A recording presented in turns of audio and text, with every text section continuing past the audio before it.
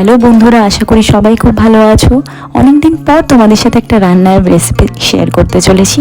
দেখে নাও এই বর্ষার মৌসুমে কিভাবে মুচমুচে চিংড়ি মাছের পকোড়া চটজলদি বানিয়ে ফেলতে পারবে।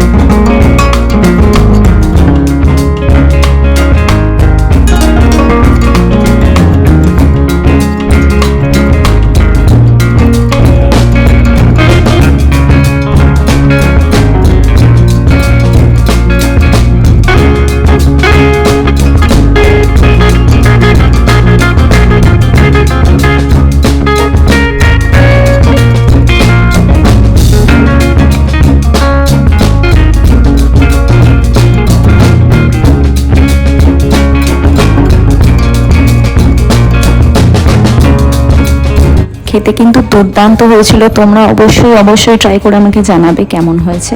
আর লাইক শেয়ার করতে একদম ভুলে যাবে না। Subscribe to my YouTube channel, পাশের বেল আইকনটা ক্লিক করে। অ্যান্ড আজকের মতো টাটা।